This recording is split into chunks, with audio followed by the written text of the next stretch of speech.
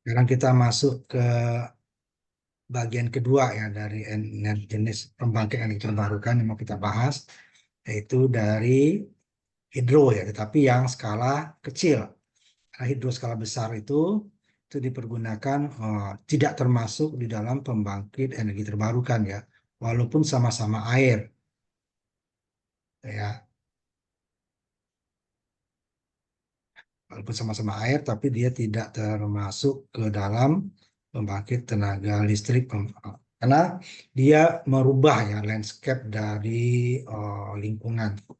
Dari ada yang perkampungan, ada yang lahan pertanian dan sebagainya diubah menjadi waduk karena dia memerlukan penyimpanan air yang besar ya, karena nanti debit air yang untuk memutar turbin diperlukan debit yang besar dengan ketinggian yang tinggi ya, karena nanti waktu di pembangkit tenaga listrik tenaga air dan kita bahas bahwa ketinggian itu yang lebih penting gitu ya. Kemudian debit juga, karena debit itu kan dia akan membuang air terus menerus dan tidak ada energi yang bisa menaikkan air lebih irit daripada waktu dia listrik yang dihasilkan dengan menaikkan air ke atas gitu ya, tidak bisa, pasti kita akan tekor jadinya kan. Umpamanya untuk menaikkan air ke atas kira-kira 1 kilowatt hour umpamanya, untuk menampung air dari air tersebut tidak akan dapat kita menghasilkan 1 kilowatt hour kalau dia mutar turbin, sehingga air yang terbuang dari dari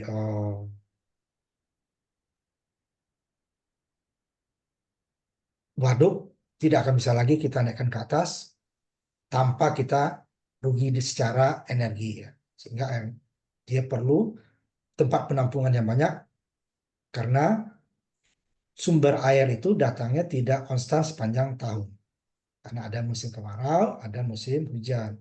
Dan pada musim hujan, kita tidak mungkin akan bisa menampung seluruhnya di waduk dulu, baru nanti dialirkan ke turbin gitu ya. Tidak bisa karena waduk juga mempunyai keterbatasan kapasitas penampungan airnya.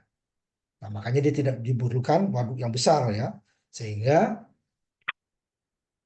diharapkan dari musim hujan ke musim hujannya lagi itu daya listriknya relatif tetap, walaupun pada kenyataannya ada PLTA tertentu itu juga harus ada pengurangan pemakaian air, artinya listrik yang dihasilkan akan berkurang sehingga dia perlu lahan yang besar, itu lahan yang besar ya, lahan yang sangat besar sehingga bisa memindahkan penduduk, bisa mengubah lahan tadi dari lahan peternakan, pertanian dan sebagainya menjadi waduk.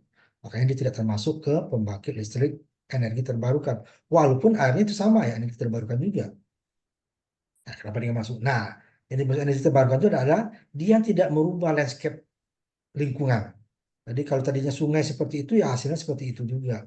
Kalaupun airnya diambil dipindahkan untuk pemutar turbin gitu ya, dia akan dikembali lagi ke sungai yang sama pada aliran berikutnya.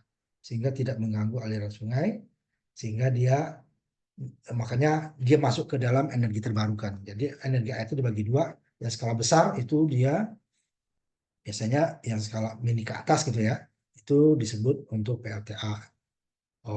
Energi konvensional, energi terbarukan itu dia untuk mikro ke bawah biasanya. Mini kadang-kadang mini yang skala kecil bisa masuk sampai 1 megawatt ya puncaknya. Nah, ini dia disebut PLTMH, mikrohidro ya, makanya hidro mikro, skala mikro ya. Nah, ini biasanya berada pada daerah-daerah terpencil. Karena untuk kalau hampir semua ya industri menghasilkan energi itu, jika semakin kecil dia energi yang didapatkan itu, biaya persatuannya itu kan mahal. Nah, tetapi pada daerah-daerah yang susah dijangkau atau memerlukan sangat mahal ya jaringannya di arah sana, umpamanya penduduknya sedikit dan jauh dari pembangkit gitu ya, sehingga akan sangat mahal kita membuat jaringan. Sehingga dibuatlah pembangkit-pembangkit independen, yang kalau energi fosil ya biasanya pakai diesel. Nah, jika ada sumber-sumber energi terbarukan seperti ada sungai yang mempunyai perbedaan ketinggian, kemudian umpamanya kalau untuk solar cell udah pasti ya semua bisa gitu ya. Karena di Indonesia rata-rata matahari bisa siang hari itu boleh dikatakan dapat. Nah, ini untuk air ya Pertama, tentu dia mempunyai sungai yang mengalir sepanjang tahun airnya ya. Dan tentu ada nanti perbedaan ketinggiannya untuk meletakkan rumah daya atau turbinnya gitu ya. Sehingga aliran itu akan bisa menghasilkan daya potensial dari sumber airnya. Nah, ini untuk pembagian daripada pembangkit tenaga air. Mulai yang hidro besar itu ya di atas lebih dari 10 megawatt totalnya ya, bukan satu pembangkit itu ya, total yang terpasang. Kemudian 15 sampai 100 megawatt itu biasanya hidro sedang, masih hidro juga. Hidro kecil itu 1 sampai 15 mega. Ada juga yang hidro kecil tuh mini hidro tuh ada yang sampai 100 sampai 500 kilo, ada yang 1 mega itu masih ada juga dianggap itu mini hidro. Nah, mikro hidro itu dalam kilowatt gitu ya. 5 sampai 100 kilowatt berarti kan itu hanya untuk beberapa keluarga kecil saja gitu ya. Kalau yang mini masih lumayan gitu ya. Biasanya komunitas, kalau nggak sampai desa ya. Kalau di Jawa Barat tuh ada itu yang sebutnya dusun ya, dusun. Kalau di perkotaan mungkin tingkat RW ya baru bisa. Itu pun jumlahnya terbatas. Banyak ada lagi yang Piko itu hanya biasanya dipakai perorangan, perorangan atau beberapa rumah yang berdekatan gitu ya. Nah, itu yang akan kita bahas nanti yang mikrohidro ya. Yang mini itu sudah, tapi ada juga yang mikrohidro, ada yang sampai mini hidro ya, itu ada sampai 1 mega dia menganggap situ ya. Sampai 1 mega itu masih dianggap mini. Yang termasuk kecil itu di atas 1 mega sampai 15 mega. 15 ke atas baru sedang, di atas itu dianggap itu adalah hidro besar di atas itu ya. Nah, yang dari mini ke atas itu, itu biasanya yang hidro kecil ya. Kalau mini itu kadang-kadang dianggap bisa masuk ke energi terbarukan. Jadi hanya sampai 1 mega. Tidak juga merubah lingkungan ya, karena dia tidak memerlukan waduk. Jadi langsung diambil dari sungai. Nah, bedanya nanti dengan pembangkit ini, saya lihatin ininya dulu. Pembangkit energi skala besar, gitu ya. Maka di sini sebentar, ini ya. Kita lihat animasinya ya. Jadi dia tidak langsung turbin itu memutar generator. Nah, ini dia. Nah, kenapa dia tidak bisa langsung memutar generator? Dia pakai bel ya. Karena dayanya itu tidak terlalu besar gitu ya.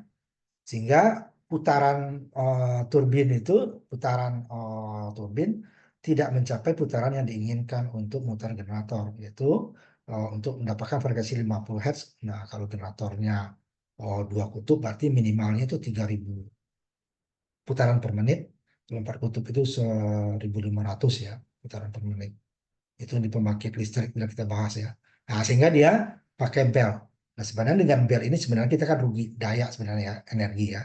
Kalau daripada diputar di sini langsung kan, nah dia menggunakan bel untuk memutar. Ini hampir semua mini ke bawah itu ya, mikro ya, mikro, mikro, mini kecil ya, itu dia pakai bel supaya karena putaran ini tidak menyampai putarannya di atas 1.500 ya.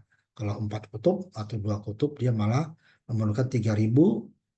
Kalau frekuensi kita ya di Indonesia 50 Hz ya. Kalau 60 Hz berarti dia 3.500 lah ya. Putaran per menit. Nah, nggak sampai. Nah, ini dia bedanya dengan pembangkit listrik tenaga air. Kalau air langsung dari putaran turbin di sini dia akan dihubungkan ke generator ya, sehingga putaran diatur oleh debit air, kecepatan ya debit air yang di sini. Di sini dia masih kurang, makanya diperlukan tambahan bel ya di sini, sehingga dia pakai bearing besar dan kecil ya. Nah, yang makin kecil dia kan putaran makin tinggi ya, itu perbandingannya. Nah, situ dia perbedaan dari Mega 2. Ini sungai yang tidak pakai waduk ya, sungai langsung hanya dibuat supaya tenang aja ya. Ya, kalau airnya di sini tidak tenang nanti terjadi apa namanya ketukan palu di sini ya. Apa air itu tercampur dengan gelembung-gelembung udara, itu akan bergetar nanti pipanya. Nah, di sini buat ditenangkan di sini. Di sini ada biasanya oh, penutupnya ya, udah tenang baru di sini juga ada, jadi diisi dulu full itu baru dibuka, sehingga campuran udara tersebut sangat kecil sehingga tidak ada terjadi getaran atau istilahnya putukan palu ya, hammer, knocking hammer itu istilahnya. Nah, itu dia mikrohidro ya, karena dia oh, ketinggian, nah itu sebab dulu ketinggian headnya juga ini rendah ya. Makanya kenapa tadi ininya tidak putaran yang tadi tidak bisa menghasilkan putaran untuk generator yang menghasilkan frekuensi minimal 50 Hz gitu ya. Karena ini headnya ini tidak terlalu tinggi. Hanya bantaran kali saja ya, di ada sisi kanan atau kirinya yang rendah itu dibuatlah untuk rumah dayanya. Sehingga pertama tadi adalah debit airnya, kemudian ketinggiannya, sehingga putaran di sini tidak mencukupi, makanya pakai bearing ya, untuk memutar, menambah kecepatan. Jadi jika sumbernya itu adalah ininya besar kan, kita masukin ke yang kecil tentu oh, yang kecil itu akan menambah kecepatannya gitu ya.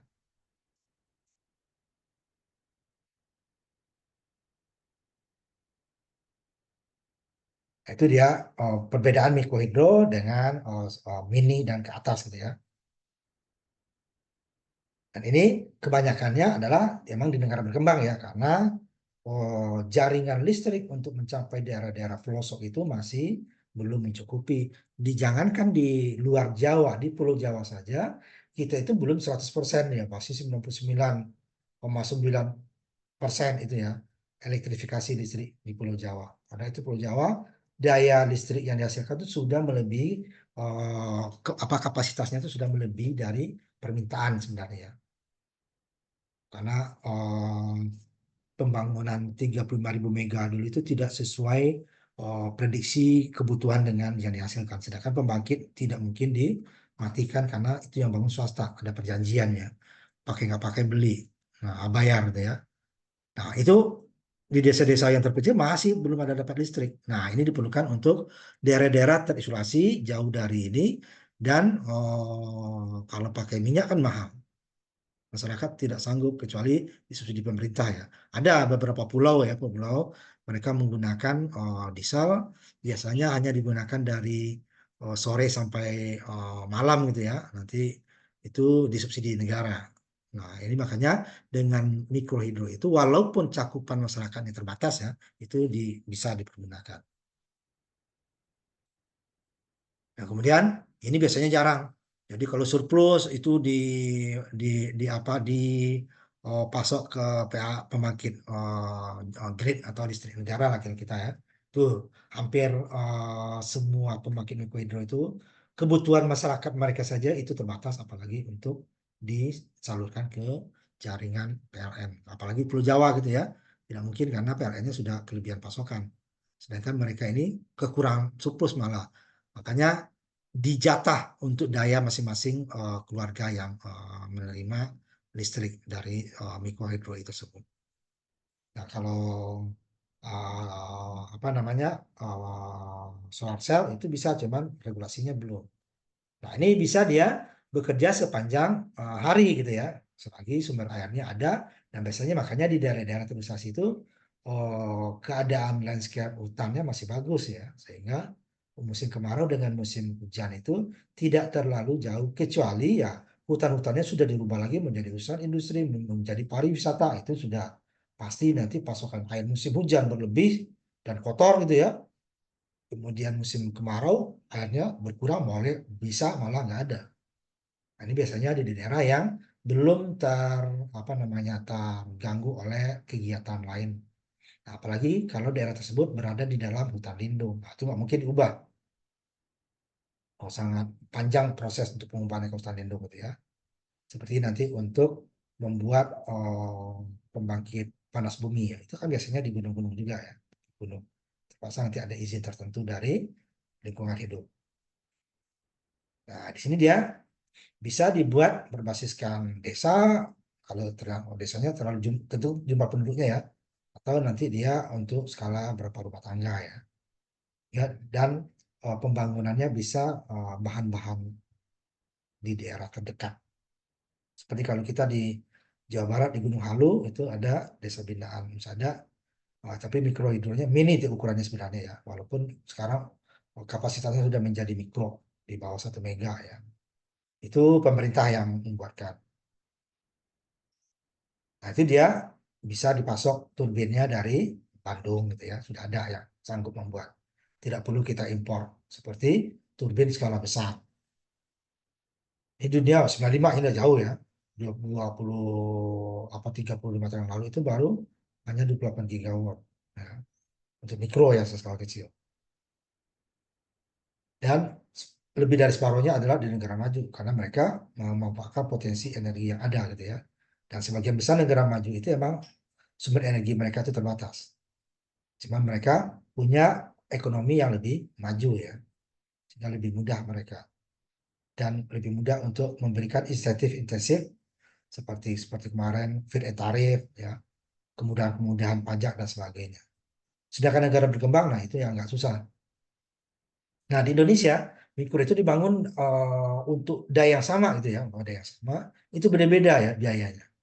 Kalau dari pemerintah itu biasanya lebih mahal karena mereka harus ditenderkan. Nah pemerintah tender tentu menginginkan atau mendapatkan keuntungan ya. Mungkin dia modal 1.000 dibayar dihasilkan 1.000 kan nggak mungkin ya. Mereka tentu akan mendapatkan keuntungan karena di pemerintah itu kan dengan nilai tertentu kan harus standar, tidak bisa penunjukan ya. Nah untuk mikrohidro itu kalau sumbangan dari swasta, nah biasanya dia bisa penunjukan langsung itu biasanya lebih lebih murah untuk hasil dengan daya yang sama ya. Karena mereka bisa menunjuk langsung, tidak ada aturan yang menunjuk, oh mereka harus tender, tidak harus, bisa. Sumbangan-sumbangan dari masyarakat gitu ya, swasta itu biasanya lebih murah dari pemerintah, karena pemerintah mereka harus tender ya. Karena eh, kalau nggak salah itu yang bisa penunjukan langsung itu di aturan kita tuh 30 juta ke bawah. Nah, sedangkan untuk mikrohidro itu lebih ya ininya biayanya. Jadi dia pertama harus ada aliran sungai tadi kan, yang tentu di diukur ya sepanjang hari, sepanjang tahun itu bahwa airnya itu kalau cukup untuk pembangkit. Untuk karena untuk pembangunan PLTA itu emang lama sama dengan angin itu ya. Oh, surveinya lama. Karena harus potensinya itu jangan hanya saat-saat tertentu saja dia ada, saat lainnya nggak ada. Nah itu sudah ada PLTA skala besar itu yang di Sumatera Utara ya. Dulu waktu hutan itu masih belum dijadikan hutan industri, itu dia PLTA-nya sepanjang tahun bisa digunakan untuk industri juga ininya hasilnya. Ternyata di hutan-hutan sebagiannya sudah menjadi hutan industri. Berkuranglah airnya pada musim kemarau itu sangat kecil, boleh dikatakan turbin yang ada itu pemadamannya lebih banyak daripada yang aktif. Kalau tidak nanti dia bisa mati total gitu kan. Ada pemadaman sehingga nanti konsumen akan terjadi pemadaman bergilir. Itu udah terjadi di beberapa PLTA di kita di Indonesia. Nah, untuk mikrohidro ya itu biasanya karena daerah pegunungan itu kecil kemungkinan seperti itu. Karena hutannya masih kebanyakan masih di bawah hutan lindung. Ini contoh beberapa negara ya, kayak sampai sampai 2.000 skema untuk pembuatannya ya. Karena banyak desa-desa yang belum teraliri listrik. Seperti Amerika Selatan juga itu hampir sama dengan Indonesia ya. Negara berkembang, dan desa-desanya masih banyak aliran listrik karena itu tadi emang mahal kalau diambil dari jaringan listrik nasional. Terlalu jauh, mahal untuk pembangunan jaringannya. Sedangkan yang memakai itu tidak terlalu banyak. Nah, maka dibuatlah pembangkit-pembangkit umpamanya diesel atau yang mikrohidro, pikohidro atau nanti mini ya paling tidak. Jika mereka memungkinkan ada sungainya. Kemudian manfaatnya ini banyak sekali ya sumber energi yang bisa dimanfaatkan, yang manfaat dari mikrohidro tersebut ya, karena bisa membantu masyarakatnya mendapatkan energi listrik yang lebih murah ya daripada mereka memasang diesel. Nah, yang mesin diesel itu biasanya kan orang-orang yang berkemampuan ekonomi lebih ya. Nah, kalau masyarakat bawah kan akan susah. Jadi dia bisa itu skemanya menggabungkan keunggulan energi air dengan pembangkit listrik yang desentralisasi atau tidak terpusat ya. Tanpa kerugian dari instalasi skala besar. Ini instalasinya itu yang hitungannya sumber energinya efisien, hanya dibutuhkan sedikit aliran ya tanpa mengubah ya terlalu banyak mengubah aliran sungai. Dengan kayak mikrohidro, apalagi Pico ya. Ini dia cukup handal karena bisa bekerja 24 jam ya. Jika aliran sungainya, hutannya tetap terjaga. Nah, kalau sumber hulunya, sumber air tidak terjaga, ya itu sama saja dia dengan pemakaian lain pada musim kemarau juga. Sehingga dia kalau dia terjaga itu listriknya konstan lah dibandingkan dengan tadi matahari, angin ya, itu tidak bisa kita jalan konstan. Oh, gelombang sama laut juga gitu.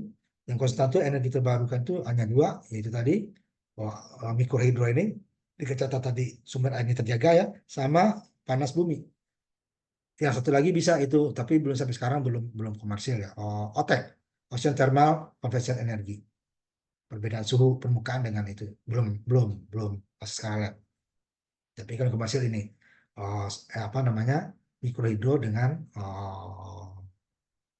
panas bumi. Cuma panas bumi itu dia biayanya mahal ya, makanya kalau jadi dia bisa gabung ke grid ya, ke jaringan.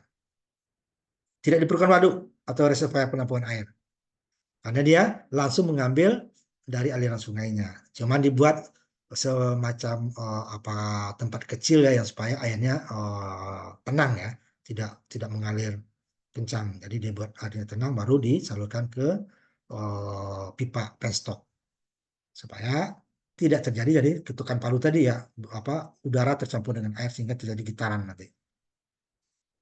Dan sisa airnya kembali lagi ke sungai yang sama.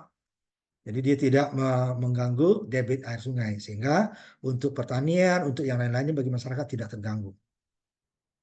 Run off-nya, run off rivernya ya aliran sisa dari turbin tadi, AC mutar turbin dikembalikan ke sungai yang sama. Berbeda dengan PLTA skala besar ya, benar-benar waduknya di stop dulu, baru alirannya sisanya baru dimasukkan. Kecuali pada saat sumber air besar ya, waduk tidak mampu, atau dibuang.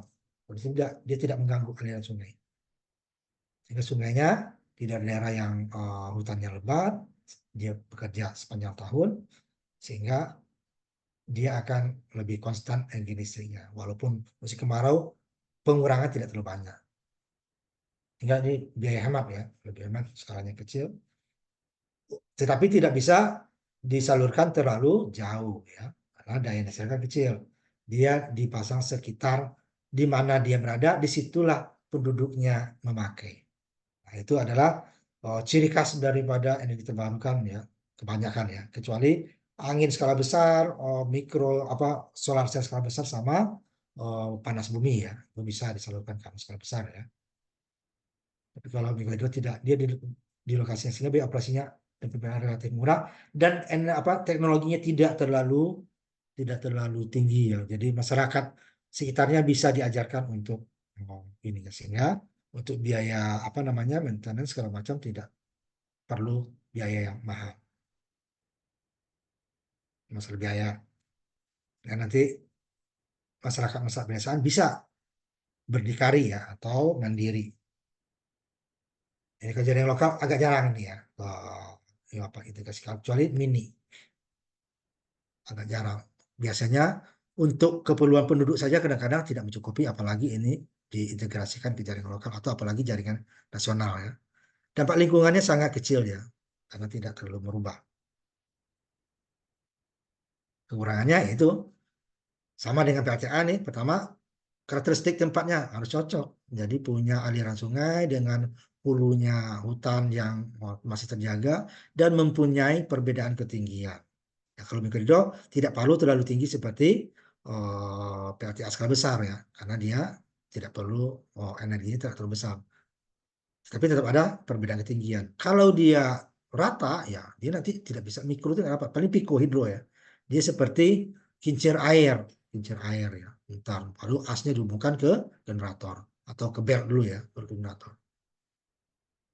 Kemudian untuk menambah, umpamanya penduduk bertambah atau kebutuhan penduduk bertambah ini susah, sangat susah. Jadi mereka lebih konstan lah ya energinya. Kecuali nanti umpamanya dalam satu sungai ada beberapa tempat yang bisa dibuat ya, dengan alirannya kembali ke sungai yang sama kan, sehingga umpamanya di tempat A turun ke bawah, di tempat B ada lagi, jadi airnya kan debitnya sama. Nah, itu masih bisa mungkin. Tapi itu jarang ya. Tapi kalau tempat yang mungkin itu bisa. Tapi itu biasanya jarang. Hanya satu tempat, tempat lainnya agak sudah mulai datar biasanya kan. karena dia berada di daerah pegunungan kebanyakan. Ini hampir sama ya, pada musim musim panas juga bisa dia turun ya. Tetapi itu tergantung dari lokasinya tadi juga, situsnya ya. Lokasinya terjaga, itu penurunannya kecil ya. Sungainya relatif tetap. Jadi pada musim hujan dia sungainya kenaikan airnya tidak terlalu tinggi karena sebagian terserap oleh hutan gitu ya, tanaman. Pada musim kemarau tidak turunnya tidak terlalu tinggi, terlalu rendah dia airnya. Jadi dia fluktuasinya tidak terlalu banyak. Tapi itu kembali lagi ke tergantung dari lingkungan ya. Kemudian sama juga ekologisnya tidak berubah karena tidak merubah lingkungan ya, tidak merubah lingkungan, sangat kecil perubahan lingkungan, sehingga tidak berdampak terhadap lingkungan. Kemudian oh, cuman dia kecil ya perubahannya.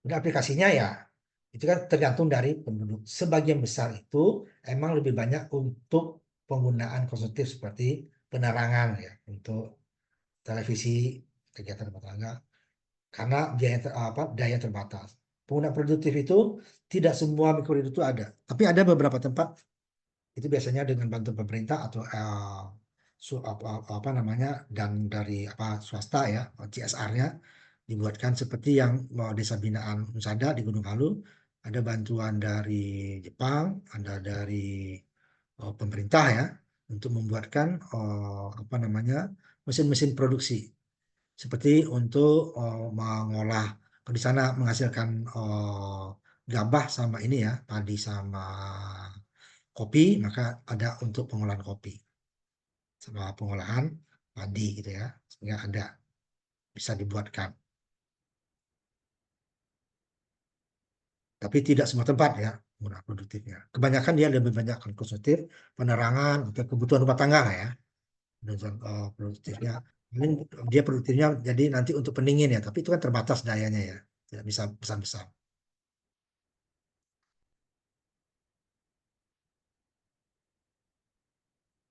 Nah, biasanya yang produktif ini digunakan pada saat-saat masyarakat, karena pada hari-hari kerja itu kan masyarakat tidak di rumah ya. Nah, itu apa, produksi listrik berlebih itu bisa digunakan untuk pendidikan produktif. Tapi pada saat masyarakat di rumah itu produktifnya agak susah, sehingga dia lebih banyak untuk konsumtif. Karena pada saat pada di rumah energinya tersedot untuk kebutuhan rumah tangga. Ini ada juga bentuk-bentuknya nanti seperti juga produktif itu ya, pengolahan pertanian ini yang banyak ya. Kalau penggajian ada di daerah tertentu, tapi itu kan mungkin kalau di daerah hutan lindung ya, kayunya nggak boleh diambil.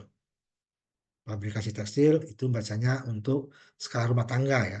Nah, ini pendinginan ada. Kalau pengeringan jarang, biasanya lebih banyak digunakan dengan panas matahari karena di kita matahari cukup ya. Boros listrik akan kita gunakan untuk pengeringan. Yang konsumtif itu yang banyak, pengeringatan rumah tangga, masak, dan pendinginan. Sedangkan ini pendinginan juga di sini ya, mekanisnya ada rumah tangga juga ya, tidak skala untuk apa umpamanya UMKM aja susah. Ya. Skalanya lebih rumah tangga, lebih banyak untuk kebutuhan yang lain. Dayanya dibatasi karena apa tadi? Tidak bisa kita menambah daya lagi, susah ya, sangat susah.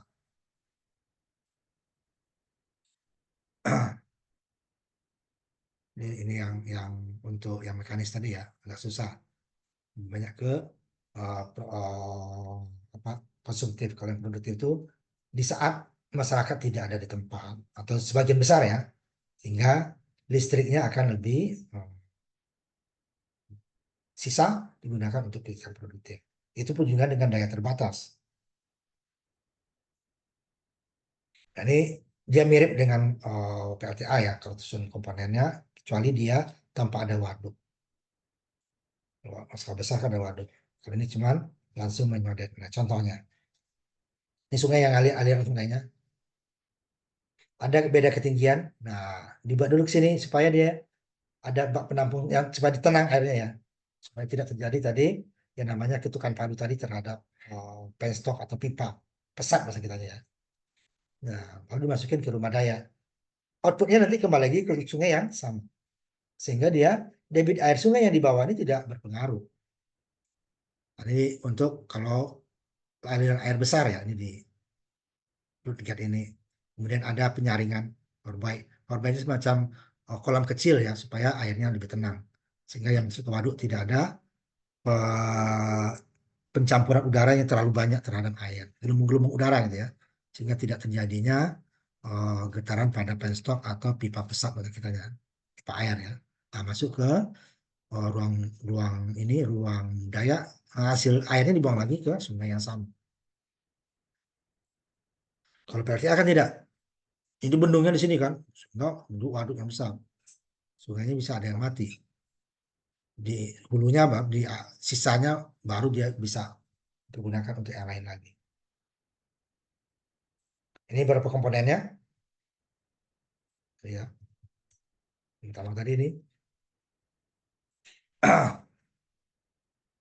betulnya tadi menghalang bendungan ya. Jika ini tergantung lokasi juga ya, tergantung lokasi juga. Kadang-kadang ininya nggak turun gini datar ya, dihalangi supaya dia tinggi masuk ke sini, supaya air ada masuk ke sini.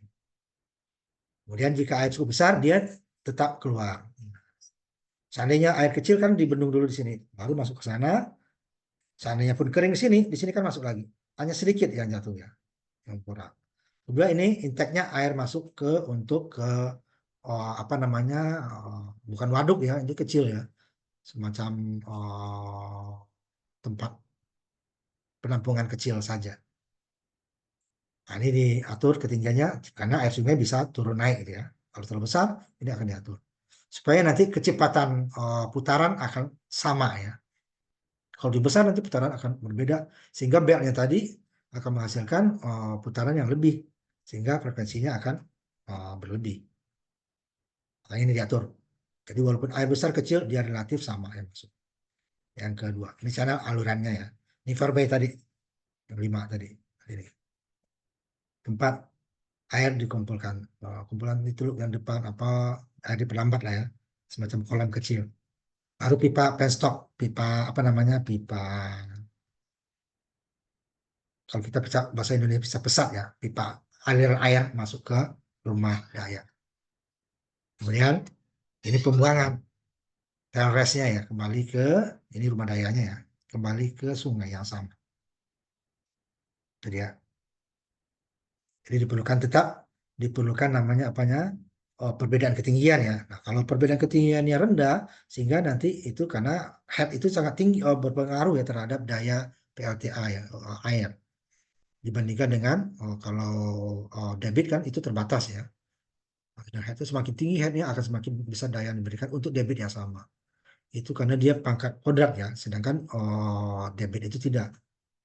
2 kali debit hasilnya ya, kalau menguras air yang lebih banyak itu ya, akan lebih tinggi hasilnya jika headnya 2 kali lipat dengan debit yang sama. Umpamanya headnya sama, debitnya ditambah 2 kali lipat. Itu dayanya itu akan lebih kecil jika headnya 2 kali lipat dengan debit yang sama.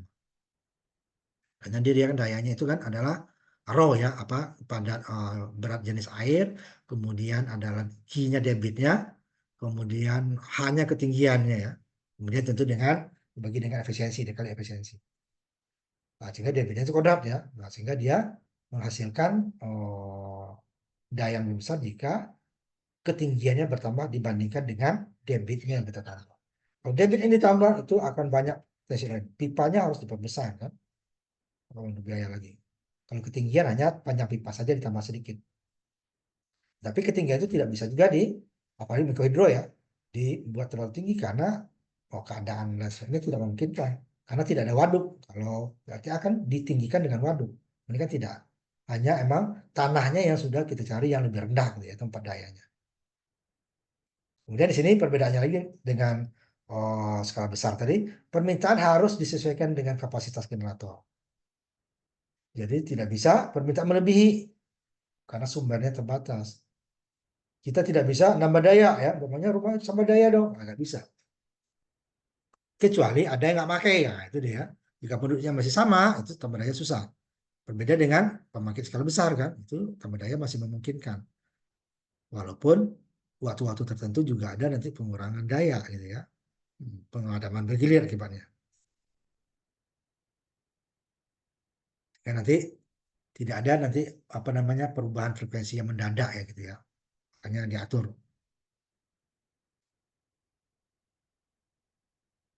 Kemudian permintaan daya di luar jaringan. Nah ini ya, pemakaian kan tidak bisa kita yang menentukan. Katakanlah pengelola turbin ya, pengelola daya ya. Karena orang akan memakai, yang bisa kita atur adalah kontrak daya, berapa maksimal daya yang diberikan per keluarga umpamanya. Bisa. Tapi pemakaiannya kan tidak bisa kita atur. Oh semuanya pakai separuh dulu, oh full semua, nggak bisa kan? Tergantung. Sehingga nanti jika pada saat pemakaian maksimal itu berarti kan pembangkit harus maksimal dinyalakan. Standar lah dia. Tapi pada saat banyak yang tidak menggunakan, sedangkan pembangkitnya menghasilkan daya yang sama kan, nanti akan terjadi nanti bebannya keringan. Terjadilah putaran mesin yang generator yang lebih ya. Nah untuk itu nanti harus dikontrol. Jadi pada saat masyarakat tidak menggunakan dan tidak gunakan, jadi daya sisa tadi, yang pertama ya, yang mudahnya adalah mengurangi debit air kan. Tapi itu kan sangat susah. Jadi petugasnya datang ke sana, sedangkan variasi pemakaian itu agak waktunya kan tidak tetap ya. Yang berkurangnya drastis tersebut ya. Kalau dia nggak mungkin lebih karena dia sudah dibatasi tingkat maksimalnya. Tapi kurangnya kan bisa, semua orang bisa nggak pakai, separuh orang bisa nggak pakai atau seperempat orang bisa nggak pakai, sehingga nanti kerja turbin atau di generator dan turbin akan berbeda-beda kan, sehingga pada saat dayanya berkurang sangat besar sehingga dia akan ringan sehingga putaran turbin akan besar. Nah ini caranya yang minimal pertama tadi ya pasokan air dikurangin debitnya. Nah ini kan susah. Nah biasanya ini dibuat dengan pengontrol ya. Sisanya digunakan untuk apa? Umpamanya untuk ngecas baterai, untuk atau nanti untuk apa namanya menggunakan pemanas untuk yang lain ya. Pada saat kelebihan saja ya, yang tidak reguler permintaannya. Nah, jadi bisa mengisi baterai bisa menggunakan untuk yang lain dengan tanpa mengutak-atik daya yang dihasilkan oleh mikrohidro. Ini kondisi yang cocok ya. Pertama wilayahnya ya. Pertama tentu ada aliran sungai, ada hutan gitu ya, sangat kecil. Dan dia di daerah terpencil, jauh dari pasokan listrik karena tidak ekonomis atau sangat mahal biaya jaringannya ke sana. Penduduknya sedikit, sedangkan dia jauh dari jaringan yang sudah ada. Nah, sedangkan mereka kan tetap harus, karena itu di dalam hak asasi manusia itu energi itu termasuk energi listrik adalah hak asasi manusia. Semua orang berhak mendapatkan. Nah, kalau umpamanya mahal, negara yang subsidi gitu kan. Nah, ini salah satu caranya. Kemudian hanya rendah ya, karena ya memang tidak bisa kebuat tinggi karena sungai dengan daerah sekitarnya itu tidak mungkin terlalu tinggi. Malah ada yang sungainya di bawah baru ininya di atas kan penduduknya. Nah, itu nggak bisa kita mikrohidro. Pico paling dia kayak seperti turbin air ya. Jadi aliran air itu memutar langsung. Wah, itu dia dayanya rendah. Karena tidak ada, dia langsung mekanik gitu ya, tidak ada beda potensial. Ya skala kecil karena banyak ya dibutuhkan dan ramah lingkungan gitu ya, tidak ada emisi. Dan perlu nanti untuk situs yang potensial itu ya, ini mirip dengan angin ya, dengan PLTA skala besar harus disesuaikan dengan hidrologi situsnya, survei lokasinya, kemudian survei apa namanya penghitungan dari hari ke hari, dari jam ke jam itu ya, debit air dari sungai tersebut pada musim panas dan pada musim hujan. Itu harus dicatat gitu ya. Nah, baru nanti berapa daya maksimal yang bisa. Tidak bisa kita ambil pada saat musim hujan atau air banyak, oh itu dipanggil. Nanti pada saat musim kemarau dia tidak terputar. Berarti kan listrik mati. Jadi dia harus diambil pada saat air kecil pun dia paling kecil ya aliran sungainya dia juga bisa mutar itu diambil. Bisa lebih sedikit, tidak boleh terlalu banyak. Terlalu banyak nanti pada musim kemarau terjadi pemadaman karena turbin tidak sanggup diputar oleh debit air yang ada. Makanya debitnya adalah pada saat musim-musim air lebih kecil ya. Surveinya panjang ya. Katanya di 1 tahun ya. Kalau untuk PLCA itu biasanya lebih. Karena nanti tahun ini dengan tahun besok belum tentu dia sama. Ya, biasanya ada siklus 5 tahunan kan. Kalau ini dia cukup tahunan, skalanya kecil ya. Nah biayanya ini tadi sebenarnya tergantung. Kalau biaya pemerintah karena harus ditenderkan itu dia lebih mahal biasanya. Tetapi kan itu tidak dimasukkan ke biaya jual terhadap penduduk ya. Itu bedanya itu. Dan biasanya itu adalah sumbangan pemerintah. Jadi hanya mereka iuran, dan iuran jauh lebih murah daripada kita langganan dengan PLN karena di daerah terpencil ya. Biayanya bervariasi karena biaya pembangunan itu yang besar ya. Kalau biaya maintenance, biaya operasional kan kecil, nah, biaya pembangunan itu yang besar. Sehingga siapa yang bangun itu, tapi bisa bilang besar yang di Indonesia itu biasanya adalah sumbangan dari LSM atau luar negeri atau dari pemerintah atau dari swasta sebagai CSR-nya. Nah, itu biasanya disumbangkan, tidak dibangun untuk dikomersilkan ya. Karena biasanya di daerah pertanian, di daerah pedesaan itu ya apa kemampuan ekonomi penduduk kan lebih rendah. Dikomersilkan nanti malah nggak laku juga. Makanya dia tidak bisa komersil. Jadi biasanya sebagian besar ya di Indonesia mikrodit itu adalah sumbangan. Dan biayanya tergantung dari siapa yang nyumbang. Kalau swasta dia bisa nunjuk langsung gitu ya, atau orang dari apa ASN luar negeri gitu ya, bisa dia nunjuk langsung. Kalau di pemerintah kan ada peraturan untuk biaya tertentu harus pakai tender. Nah, kalau dari yang swasta malah melibatkan penduduknya ya. Jadi mereka untuk hal-hal yang bisa gotong royong, mereka gotong royong sehingga nggak pakai berkurang lagi kan biayanya. Kecuali biaya material tadi, turbinnya, pipanya, mau sipilnya lah ya. Tapi untuk pengerjaannya bisa digotong royongkan. Makanya biayanya bervariasi, tidak sama. Setiap untuk daya yang sama ya, dan lokasinya juga menentukan biaya. Semakin jauh kan itu biaya pengangkutan kan tidak bisa digotong royongkan kan karena terlalu berat.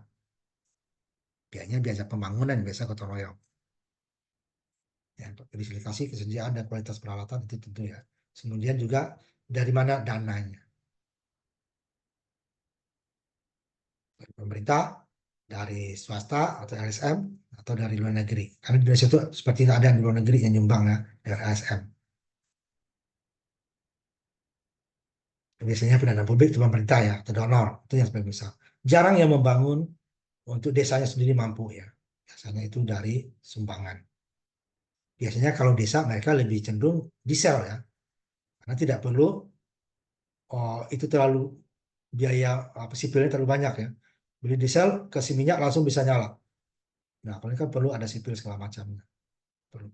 Tapi kan tidak memerlukan biaya energi. Kalau sini dia bayar minyak kan. Tinggal mereka beli minyak yang mampu desanya dan tidak terlalu jauh dari untuk apa membeli minyak itu bisa. Tapi kan perlu biaya mediasinya mahal. Nah, biasanya itu yang dikomersilkan orang. Diesel ya. Diesel masih bisa dikomersilkan. Kalau pemerintah komersil juga, tapi biasanya disubsidi.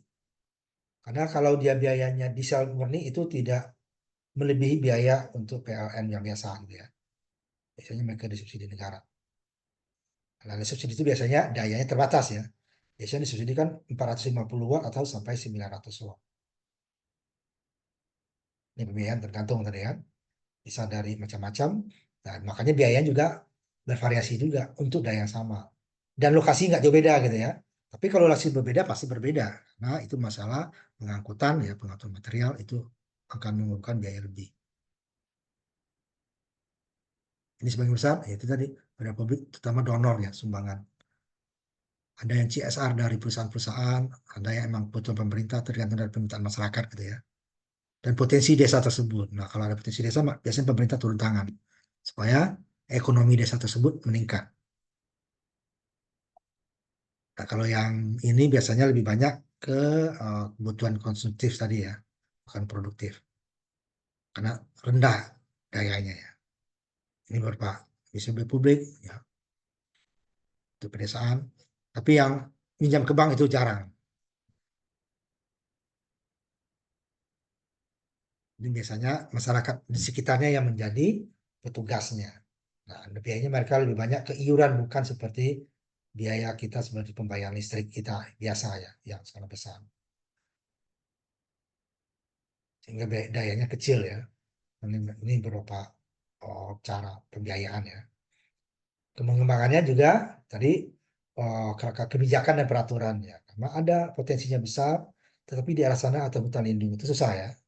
Nah, kebanyakan di daerah hutan-hutan yang sungainya yang masih terjaga itu biasanya emang kebanyakan hutan lindung. Kalau tidak emang nggak bisa lagi dijam. Ya. Nah, ini dia peraturan dan kebijakan. Kalau kebijakan bisa lebih justru peraturan itu agak susah. Ini tidak boleh diubah, gitu kan. Nah, seperti yang di Gunung Halu itu nggak boleh ditambah, ya. Izin dari kehutanan ya, kan hutan lindung. Dan masalah pembiayaan ya, ini karena kalau dari biasanya setelah operasional ya, kalau awal itu biasanya udah ada lengkap dari penyumbang ya, dari pemerintah apakah dari perusahaan, tapi biasanya setelah diserahkan ke masyarakat, ini ya, masyarakat kan akan menarik, pengelola akan menarik masyarakat juga pengelolanya ya, biasanya apakah desa atau dusun atau nanti koperasi desa gitu ya, akan memungut biaya ke masyarakat. Nah, biasanya biaya itu digunakan ya pertama untuk petugasnya, kemudian untuk maintenance. Nah, itu kadang-kadang yang tidak mencukupi karena biaya itunya murah gitu ya. Karena emang keadaan di masyarakatnya tidak bisa kita paksakan biaya yang cukup besar.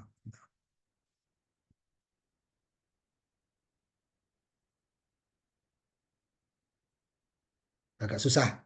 Sehingga dari biaya-biaya yang dipungut itu untuk biaya operasional kadang-kadang itu setelah diserahkan ke masyarakat ya biasanya kan di beberapa saat itu masih ditanggung sama yang pemberi pendonor ya. Tapi lama-lama nanti kan akan diserahkan ke masyarakat. Nah, itu yang agak biasanya menjadi uh, kekurangan. Tidak cukup biaya itu, kadang-kadang longsor gitu kan, sungainya. Jadi airnya nggak mengalir lagi ke turbin gitu ya, biaya lagi. Kemudian masalah namanya peralatan kan pasti ada maintenance. Ya. Maintenance skala kecil itu ya, apalagi skala cukup besar nanti ke turbinnya. Nah, kadang-kadang itu yang jadi biaya yang tidak tercukupi oleh masyarakat. Jadi tetap perlu, makanya untuk yang skala yang cukup besar kan mereka waktu daya yang tidak tidak digunakan full gitu ya, digunakan untuk keperluan komersial tadi. Apakah untuk pengolah bahan pertanian dan sebagainya supaya menambah pendapatan untuk pengelolaan PLTMH-nya. Kalau hanya murni untuk apa konsumtif itu akan sangat berat biaya karena iuran yang dikenakan itu sangat kecil gitu ya, sehingga agak susah. Jadi kan nggak mungkin lagi disubsidi pemerintah atau pendonor ya, donor hanya batas waktu tertentu setelah diserahkan, berarti dia perlu biaya sendiri. Nah, sedangkan dari biaya hasil penjualan listrik dengan biaya maintenance dan operasionalnya itu kadang-kadang tidak mencukupi jika ada perbaikan-perbaikan cukup besar gitu ya. Nah, itu seperti Gunung Halu dulu. Nah, kita carikan lagi tuh donor untuk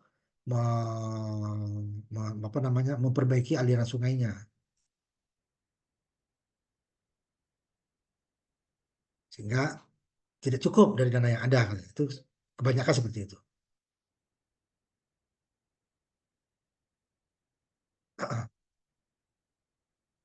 Ini juga untuk skala teknisnya ya, suku cadang ya, susah. Nah, kalau di Jawa itu sudah ada ya, kita di Jawa Barat, karena saya pernah duduk sana, sudah ada lokal yang membuat untuk ini ya, turbinnya.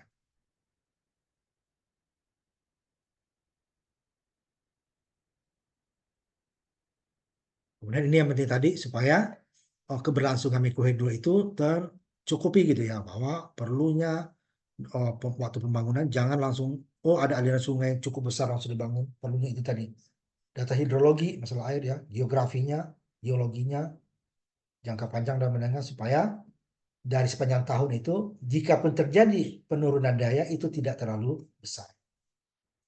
Jangan yang cukup drastis gitu ya.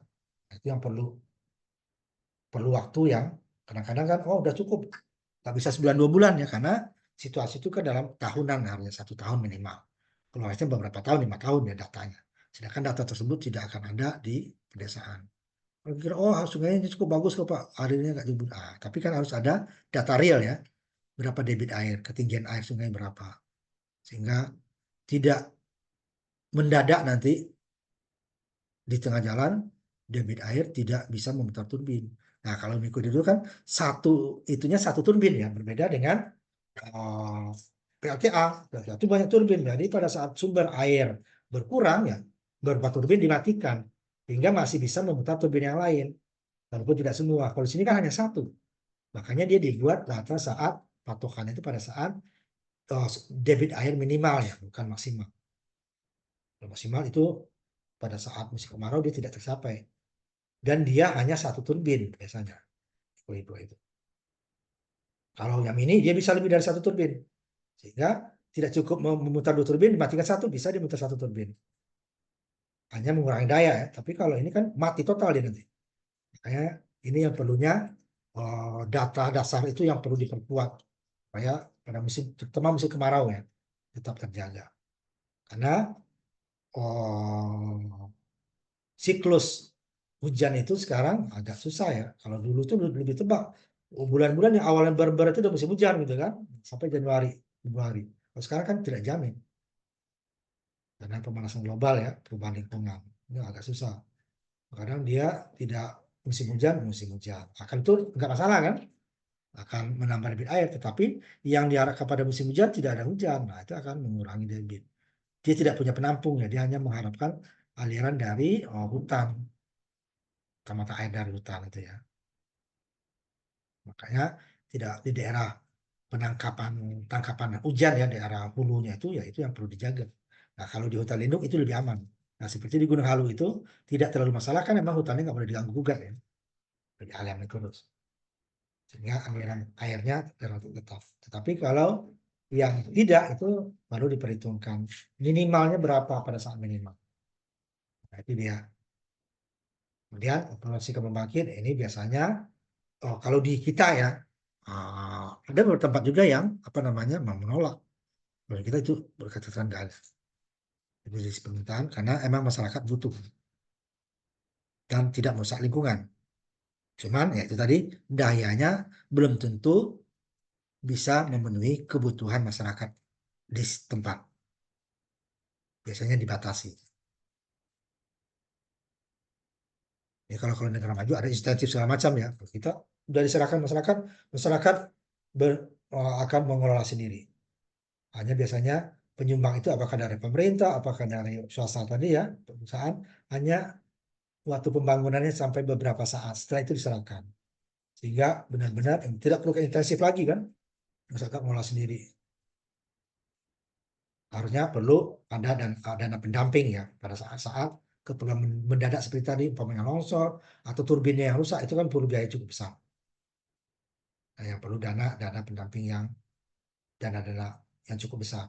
Tapi kalau untuk apa sehari-hari atau kebutuhan rutin itu biasanya dengan iuran cukup ya untuk sebagian besar ya itu cukup. Masalahnya karena ada kerusakan cukup berat. Nah, itu yang biasanya masyarakat cukup berat bagi mereka untuk memperbaiki.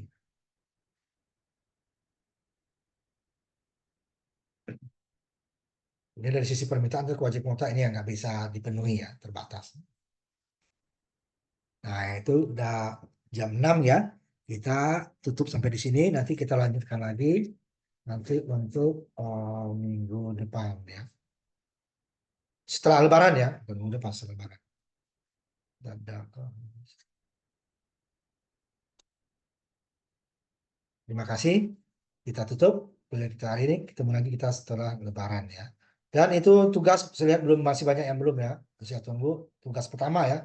Yang kedua kan setelah UTS nanti. Tutup ya.